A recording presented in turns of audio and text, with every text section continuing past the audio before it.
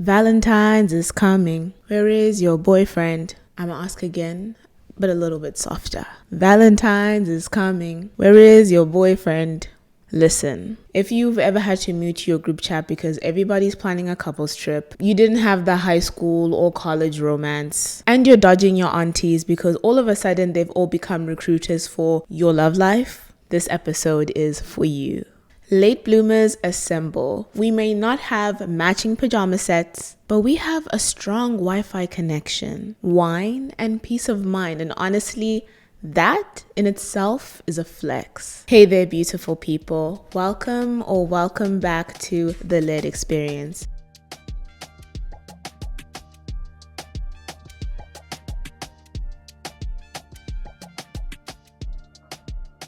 It is the space dedicated to the art of figuring it out, where we peel back the many facets of young adulthood, one intriguing layer at a time. I'm Maxine, your highly relatable and extremely underqualified host, coming along with you on this crazy ride we call life. So buckle up because today's topic, it's a juicy one. We're talking about something that hits close to home.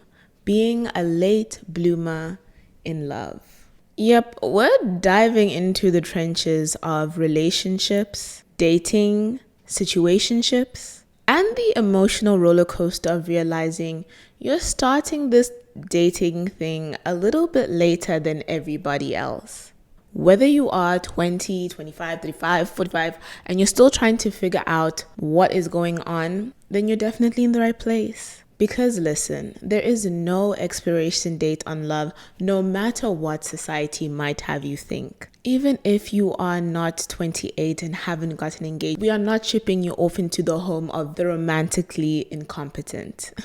Because guess what? As we say in every single episode, your timeline is your timeline. And this episode is all about embracing that without having to send your bestie that 2 a.m. "Am I undateable?" text. I also want to state that I'm not here to make anybody feel bad for wanting to be in love, find love. That is part of the human condition. That's extremely natural. I just want to point out that if you don't or haven't had any dating situationship kind of experience, you are not weird, you are not strange, and you are not alone. Some of us don't hit those invisible checklists like first love by 16, but make sure it's like a cute coming of age rom-com. Then of course, first serious relationship at 20, because who was dating with intent at 19? Married by 27, or you're falling behind. And if you miss any of these milestones, cue the existential crisis, the self-doubt, the awkward familial interrogations. So when are you settling down? And the people who once told you to keep your head down and focus on school are side-eyeing your empty ring finger, like it personally offends them. Ma'am, y'all told me to stay away from boys, so please pick a struggle immediately. But here's the truth, as we always discuss, timelines, fake, fictional, fake news. A socially constructed fantasy, like the idea that we will ever stop overthinking our texts. The fear of being behind, being a late bloomer, whether that is your first kiss, first relationship, first what are we conversation at 25, feels like everybody else got a head start and forgot to send you the syllabus. Like, did I miss an orientation session on dating, or was there some sort of secret registration I overlooked? And don't even get me started on the Instagram comparison trap. You open the app and boom, another engagement, another pregnancy announcement, another couple doing some Christmas or holiday pajama photo shoot set, which I didn't know that there could be so many occasions for matching pajamas. No shade.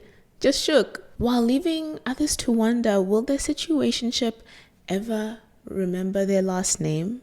And I also want to talk about some double standards, because this pressure is not being felt by all of us equally. Yep, men, I'm calling you in and I'm calling you out.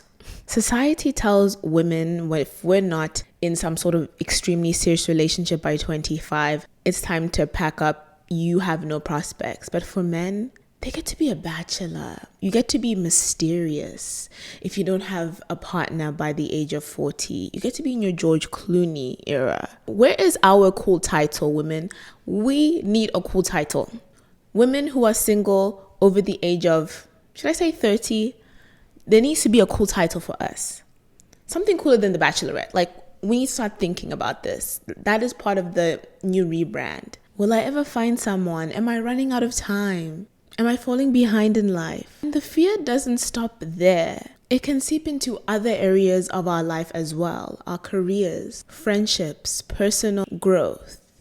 As if not being in a relationship means that you're failing at adulting altogether. Like the lack of love or prospects discredits everything else you've worked extremely hard for. Someone finding love at 22 doesn't make your love story any less relevant or real because it happened later or at a different time or not how you had initially expected it to. Love is not like milk. There's no expiration date. And we need to start embracing the fact that everybody's story unfolds differently. Question for you. Have you ever felt behind in the dating world? Like everybody else is getting booed up or has somebody on their phone and you're just sitting there questioning like, what's going on here? Did I miss some sort of convention that came into town? Drop your thoughts below. I want to discuss 4 fears many late bloomers experience. This is a few. There are many. Fear number 1 that holds late bloomers back from dating is, I have no experience. Because everybody else seems to have practiced and has found a way to navigate the whole dating scene and game. Like if you go on a date and I give someone a firm handshake as if it's on a job interview, or shouldn't I not double text, or all these extremely strange rules that everybody seems to put in place, which is why I stay away from dating advice, all of that stuff, because honestly to me there's no formula. But we can rest assured that no one came out of the womb knowing how to flirt, how to date. In fact, a lot of the times late bloomers were suffering from this condition because maybe your families did not let you date younger, you didn't get enough practice at the time under supervision of your parents, because honestly, with anything in your life, it is always best to have guidance. But everybody starts somewhere. And just because somebody has had a long dating history does not mean by any stretch of the imagination that they know how to navigate dating in a way that is positive. Sometimes they tend to have the worst track records. Looking at you serial daters who still do not know how to communicate with your significant other's situationships. So for maybe all the reasons you feel embarrassed about being a late bloomer, here are some positives. Because I'm not calling out anybody for having a crazy dating history. That's perfectly fine. But late bloomers tend to feel a bit more embarrassed. Remember, you have a blank slate. No embarrassing exes. No weird dating history. No, hey bestie, just checking in on you, coming in from a toxic ex. Nobody has come to reach out to you as a woman. Take those as advantages, as pros that are on your side. Again, I want to reiterate, you are not alone. Some seasoned daters have 5 situationships and their therapist on speed dial. So you are not missing out on, actually that's a lie. I don't want to say you're not missing out on much because that is not tea. And we need to talk about that because I think something that is very annoying when you're a late bloomer is everyone's like, oh, you're not missing out on much. You're actually missing on, I wouldn't say a lot, but a whole different experience. Do you know what I mean? It's like if you've never tried a certain kind of food, people can't say you've not missed out on much because you need to try it for you to actually come to the conclusion whether or not you've missed out on it. Fear number 2, I will never find anyone I'm actually interested in. Something that is always funny to me about people who are serial daters is how do you find so many people in a year, in a few months to actually be interested in? How can you be attracted to someone, have good banter, get along, your morals and ethics align that many times in a year, in a lifetime? Like, how are you finding these people you're talking to? Where are they hiding? Because the girls have questions and they'll be telling people like, oh, just put yourself out there. But where? The grocery store? The gym? Are people supposed to be approaching potential partners mid-leg press, mid-set? Which is also weird because honestly, when I'm at the gym, I do not want to be perceived at all. And then the whole dating app thing is because honestly, dating apps have become LinkedIn with extra steps. It's honestly like a job interview and you're trying to fill in an application. I'm looking for my favorite person, love to travel, family oriented, one blurry group pic. Like, who are you? Let's be so for real right now. And even for people, when you do match with them on these apps, even though I find dating apps to be its own thing because not had to be on those for a while, we thank God, I don't think you can judge somebody's aura, someone's vibe that way. And then even if you do match, is the conversation interesting? Will it lead into anything serious? It's annoying. It's honestly, they need to really work on revamping the dating apps, because even Hinge, the app to be deleted, according to my friends, there's nothing on there. There's nothing on there. Finding someone attractive is easy. Finding someone attractive with personality and ticks your boxes, that is the true challenge. I don't know how anybody can date someone who takes 12 business days to respond, has the personality of unsalted rice. If you wanted zero chemistry, you would flirt with Siri. But at this point, I think even Siri's got game. At this point, I think serial daters have a recruiter or a talent scout, or just might not have as high standards. Because I'm just like, how? And I don't mean like going on a date with someone, because going on a date is not the same thing as being a serial dater. You know what I'm saying? Because going on a date is going on a date. But dating someone, like consistently spending time with them, that's a whole different ball game. So if you know where to find these people, drop it down below. Give the other girlies some advice where they should go, because the girls want the tea.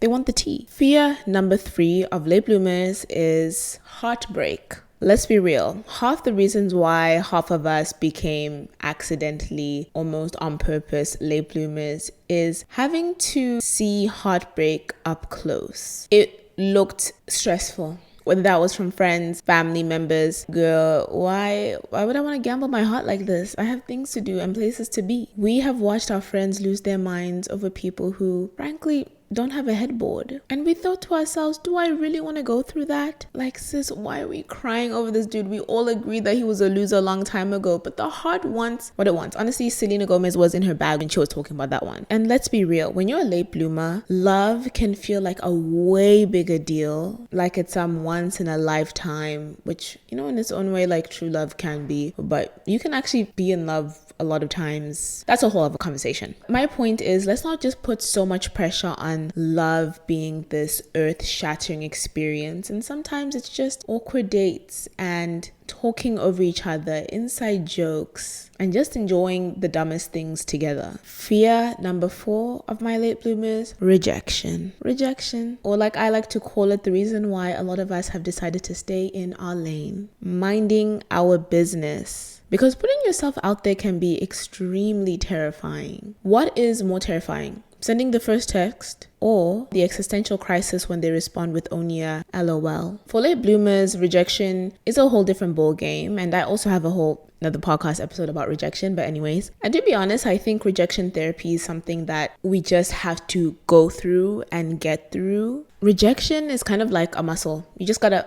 learn to flex it. I'm not good at it, but we need to learn to flex it. But my question for you is, what is your biggest dating fear, especially as a late bloomer? Is it accidentally falling for a walking red flag? I want to hear your thoughts, so drop a comment down below. Another thing I wanted to discuss in terms of the whole rejection thing is, I'm never the girl that they choose, or I'm never the one that they choose. Maybe you've always felt like a side character, unnoticed. And let's be honest, that shit hurts. No matter which way the cookie wants to crumble, it hurts. Because it's not just about dating, it's about the way that we're perceived in the world and the way we feel as if we're being perceived in the world. You start to get into this mental loop of, what's wrong with me? Maybe if I was softer, maybe if I was thinner, or maybe if I had my shit together, or maybe if I was smarter, or maybe if I took up less space. And before you know it, you are convincing yourself that there's something wrong with you, that if you were something or someone different, you would be chosen. And honestly, it's exhausting,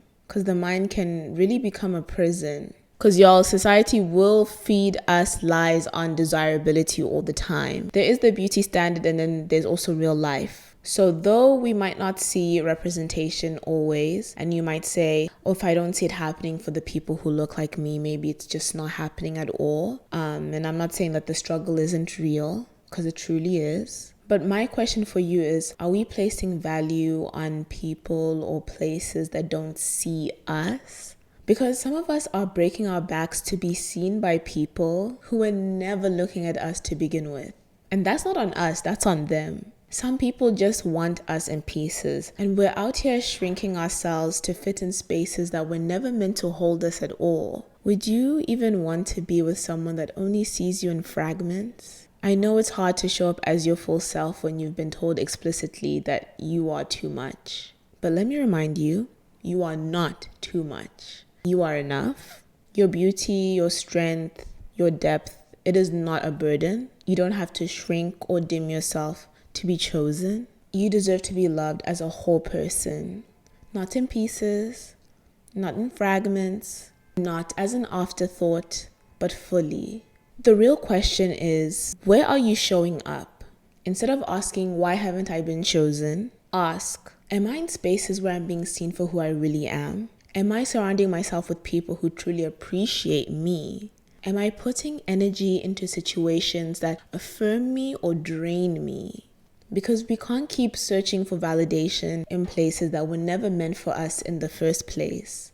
I am not saying it's easy by any stretch. Look at me. I'm not saying it's easy. But you will never have to convince the right person to see your worth. So don't settle for crumbs when you bring the whole meal to the table. So is it too late to date in your late 20s, 30s, 40s for the first time? No. Let me hit you with some real talk. Some people get married at 25 and divorced by 30. Some people get married in 2 weeks and are married forever. Some people never date until later in their life and are in beautiful relationships. Some people date their whole lives and still don't know what they're doing. No one's path is better or worse. It's just different. So if you're out here thinking, I missed my window, love is not a limited time offer at McDonald's. Like the snack wrap. It doesn't expire. As you know, or you may not know because it's been a minute since I've done this, I like to have a segment called The Echo Chamber where I hear your layered thoughts and opinions. This week, I didn't ask any questions. I actually went right to the source of things. I went to Reddit, and there's so many Reddit threads about being a late bloomer. And so one of the questions was people were asking about, has anybody been a late bloomer, dating later in life? And that's what they said. Yeah, you're not alone. I started in my 20s as well. I'm 29 now. I've been in 2 relationships so far. So you'll quickly get caught up. Exactly. That's one thing that literally do not worry, because even if you're behind, you will catch up ASAP Rocky. So do not worry at all. It's completely normal, and I believe you'll meet someone if you're patient. Just put yourself out there and try to meet people through the real world connections. Someone else said, met my ex at 30. I broke up with him over the past summer at 33. I'm honestly glad that I waited, because while my ex and I didn't last, it was a good learning experience. I now know what I want in my next relationship. I'm not willing to settle. And this is my last one that I'm going to read today. First serious relationship when I was 34. I'm now 37. Happily married with a baby. Past relationships are only useful if you can learn from them, like potential red flags. I would say you learn more about yourself from dating than from relationships themselves. As for relationships, if you have low experience, it is highly likely you'll reproduce the kind of relationship your parents had, with its pros and cons. That's deep, and I'm not even going to get into that because that's its own thing. But I hope that forms as a form of inspiration to everybody that do not worry about it at all. You will find your chance, you will find your person, no matter what time that is. The perks of being a late bloomer. People always say, oh, young love is so beautiful. And sure, it can be. But you know what else it can be? Chaotic. Starting later means you're more emotionally mature. You know yourself better. No need to change your whole entire personality the second you meet someone. You avoid the kind of heartbreaks that sends people into their villain era very early. So tell me again, what is the disadvantage? The real issue is that the shame of feeling behind. For a lot of us, it's not about being late, but feeling late. Because the hardest part about dating later isn't about the dating. It's the self-doubt, the finding someone, the priorities you may have in life. Will people think it's weird that I don't have a dating history? What if I'm bad at this? Am I undateable? And honestly, if anybody's clocking your dating history like a resume, just be like HR and push that resume to the side. So we've already established you're not late, you're not behind, you're not doomed to be single forever, you are not weird or strange or alone in this experience. But how do you start? Well, one, you start small.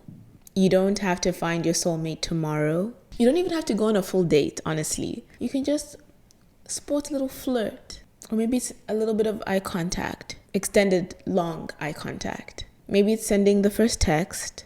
Even if it's awkward, who cares? Awkward is human. And honestly, the more you do it, the less terrifying it becomes, and you just roll over with it. So some advice that I found about dating later and on your own timeline comes from Lily Womble, and she has a podcast and blog called Date Brazen, and I thought some of her advice is really cool. So she says, your late bloomer status is not embarrassing. Only thing making you feel behind is the shame you're carrying, so you need to let it go. Then she suggests, don't rush to fix it. Dating out of panic or pressure never ends well. Take your time. Then neutralize your dating history. Your past, or lack of one, doesn't determine what's possible for you. You are not behind, you're starting when you are ready. Build a strategy that honors your power. I love her advice. Like, honestly, that's so good. Dating isn't about chasing somebody's approval. It's about standing in your worth. Find a community that supports you, uplifts you, who value you through the ups and downs. Love is not about being first, it is about being ready. So as you know, as I always say, I'm not a relationship expert. I do not like coming online to give people. I can't tell you how to manifest your soulmate or how to be wifed up by the summer or how to have a date for Valentine's T-minus 24 hours. But what I can tell you is dating is trial and error. A little bit of timing, a little bit of luck, and a whole lot of not settling for nonsense. So if you're like Maxine, what should I do? 1, leave the house. Leave your home. Say yes to the invite. 2, let's be a little bit less stubborn about our type. Not our standards, our type. Sometimes your type is what's keeping you single. Not your standards, your type. Do you get me? Because the girls that get it. Don't let comparison ruin your dating life. What's meant for you will not miss you. Just because you see people in these relationships does not mean they're unhappy or happy. You never know what's going on between two people. We need to stop romanticizing other people's relationships and their lives and focus on our own journey. And of course, work on you. I know, cue the self-love speech. But to be honest, the most attractive thing about any person is the time that they invest in themselves. Not just physically, but emotionally, mentally, creatively. Do I actually like my own company? Because I'm my own best friend, honestly. Am I emotionally available or am I just bored? Am I looking for a partner or validation? Because a relationship will not fix what you refuse to work on. So the bottom line is relax, whether you are entering the dating game for the first time or re-entering after a very long time. Love is not a race. You do not get a medal for getting there first, but you will feel like you're getting a medal for getting something real.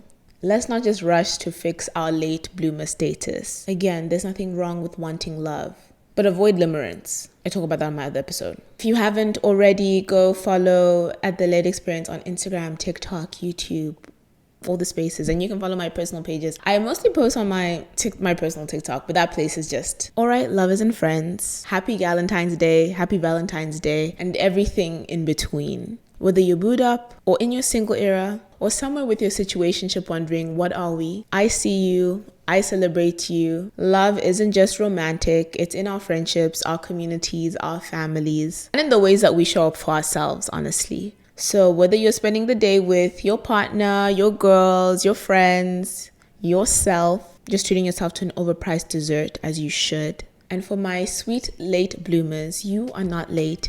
You are just fashionably on time.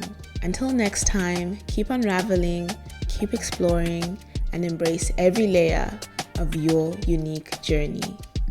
Goodbye.